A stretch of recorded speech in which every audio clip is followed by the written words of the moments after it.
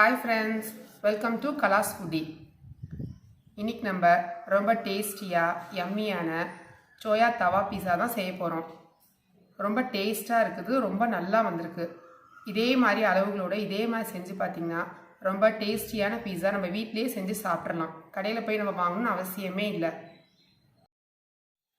First 1/2 litre தண்ணி வந்து boil பண்ணிக்கணும். இதில் போட்டுட்டு க்ளோஸ் பண்ணி ஒரு 10 நிமிஷம் க்ளோஸ் பண்ணி வச்சுருவோம். ஸ்டவ் ஆஃப் பண்ணிக்கலாம். இது அப்படியே இருக்கட்டும். இப்போ நம்ம பீஸாக்கு தேவையான மாவு ரெடி பண்ணிப்போம். ஒரு மிக்சிங் பவுல் எடுத்துட்டு இதில் வந்து 200 கிராம் மைதா மாவு நல்லா சலிச்சு எடுத்துருக்கோம். 1 teaspoon baking powder, 1/4 teaspoon baking soda, ஒரு பிஞ்ச் சால்ட், சுகர் ஒரு 1/2 டீஸ்பூன். இது ஃபஸ்ட்டு நல்லா எல்லாத்துலேயும் மாவில் படுற மாதிரி பரட்டிக்குவோம்.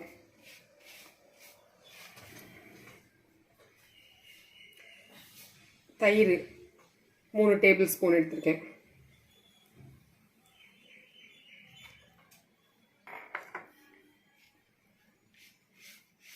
இப்படி ஜென்டிலாக இதில் நல்லா பரவி விடுற மாதிரி பண்ணிக்கணும்.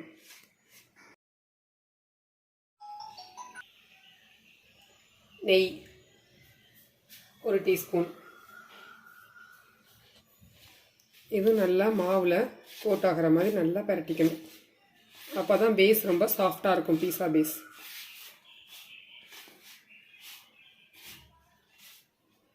இப்படி இந்த மாதிரி இருக்கணும்.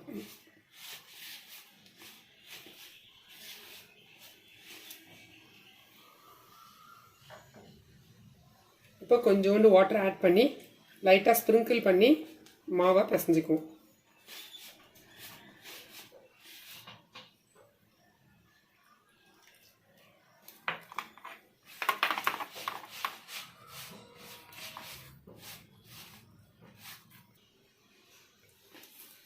இந்த மாதிரி நல்லா 10 நிமிஷம் நல்லா பிசைஞ்சாச்சு மாவை. இந்த மாதிரி பிசைஞ்சிடணும். இப்போ இது மேலே வந்து 1 ஸ்பூன் ஆயில் காயாமல் இருக்குது. நல்லா 10 நிமிஷம் 15 நிமிஷம் நல்லா பிசைஞ்சிருங்க மாவை. அப்போ தான் பேஸ் நல்லா சாஃப்டாக இருக்கும். நமக்கு பேக்கரியில் கிடைக்கிற மாதிரி கிடைக்கும். இப்போ இது ஒரு 1/2 அன் ஹவர் ரெஸ்ட்டில் வச்சுருவோம். அதை க்ளோஸ் பண்ணி இப்போ நம்ம சோயா சங்க்ஸ் எடுத்து நல்லா ஸ்க்வீஸ் பண்ணி எடுத்துருவோம். நல்லா குக் ஆகிடுச்சு. இதில் கொஞ்சம் கூட வாட்டர் இருக்கக்கூடாது. சுடும் நல்லா கூல் பண்ணிவிட்டு இதை அப்படி நல்லா ஸ்க்வீஸ் பண்ணி எல்லாத்தையும் எடுத்துக்குவோம். ஒரு பேன் வச்சு சூடு பண்ணிவிட்டு 1 டேபிள் ஸ்பூன் ஆயில் ஊற்றிக்குவோம். Chilli powder 1 teaspoon, garam masala 1 teaspoon, salt 1 pinch, pepper powder 1 teaspoon. இது கரிஞ்சிராமல் ஆயிலில் பண்ணிவிட்டு நம்ம புளிஞ்சி எடுத்து வச்சுருக்கோம்ல சோயா சங்க்ஸ், அதை இதில் போட்டுக்குவோம். இது மாதிரி இதை நல்லா எல்லா மசாலாவும் வந்து இதில் நல்லா படுற மாதிரி கோட் பண்ணிவிட்டு இதை எடுத்து வச்சுக்குவோம். நம்ம நல்லா இந்த மாதிரி ஃப்ரை பண்ணி சோயா சங்க்ஸ் வந்து நல்லா ஃப்ரை பண்ணி எடுத்து வச்சுக்குவோம். 1/2 அன் ஹவர் ஆயிடுச்சு. மாவு நல்லா ஊறிடுச்சு. இப்போ எடுத்து நம்ம அதை திரட்டிக்குவோம். இதை 2 போர்ஷனாக டிவைட் பண்ணிக்கிறேன்.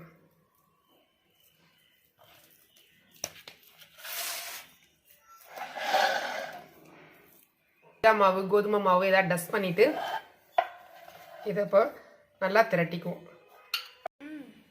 இந்த மாதிரி நம்ம தேய்ச்ச மாவு எடுத்து இந்த மாதிரி தோசை டவாவில் இந்த மாதிரி நான் வச்சுருக்கேன். இப்போ ஃபோர்க் வச்சு இப்படி பண்ணிக்குவோம். ஏர்லாம் லாக் ஆகாமல் இருக்கிறதுக்காக இதை நம்ம பண்ணிக்குவோம்.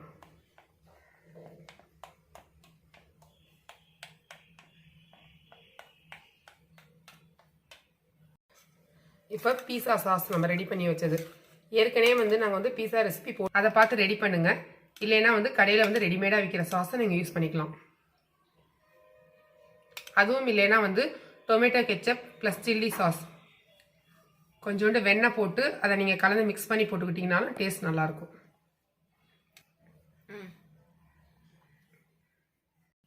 இந்த மாதிரி சாஸை வந்து நல்லா ஈவனாக ஸ்ப்ரெட் பண்ணிக்கணும்.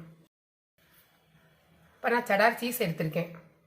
இது தேவையான மாதிரி உங்களுக்கு எவ்வளோ தேவையோ அந்த மாதிரி நீங்கள் இதை ஸ்ப்ரெட் பண்ணிக்கோங்க.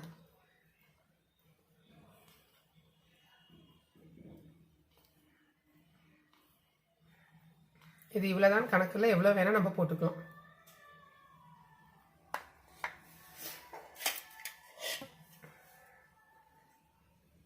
இப்போ ஆனியன்,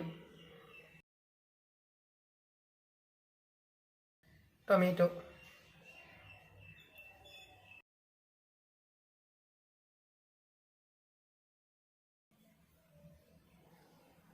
இப்போ கேப்சிகம்,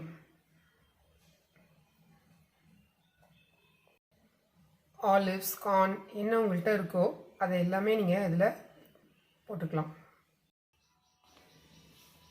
சில்லி ஃப்ளேக்ஸ் கொஞ்சம்,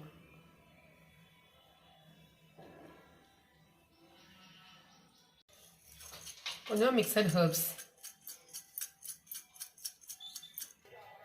இப்போ நம்ம அந்த மீல் மேய்க்கிறதுல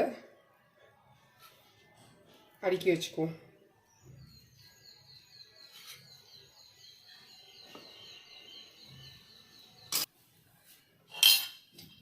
இந்த மாதிரி நம்ம அழகாக டெக்கரேட் பண்ணிவிட்டு நம்ம செஞ்ச சோயா சங்க்ஸ், ஆனியன், கேப்சிகம், தக்காளி எல்லாம் வச்சுட்டு இந்த மாதிரி க்ளோஸ் பண்ணி வைப்போம்.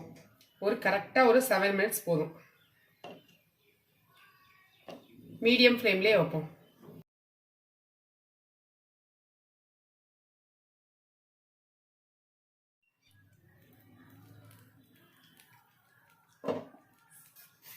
சீஸ்லாம் நல்லா உருகிருச்சு, நல்லா அழகாக பேக் ஆகிடுச்சு. இப்போ அதை ஒரு பிளேட்டுக்கு ட்ரான்ஸ்ஃபர் பண்ணிடுவோம். இந்த மாதிரி சோயா பேன் பீஸா செஞ்சு பாருங்கள். எல்லோரும் அவசியம் ட்ரை செஞ்சு பாருங்கள். செஞ்சு பார்த்துட்டு எப்படி இருக்குன்னு எங்களுக்கு அவசியம் கமெண்ட் பண்ணுங்கள். எங்கள் வீடியோவை சப்ஸ்கிரைப் பண்ண மறந்துடாதீங்க. தேங்க்யூ.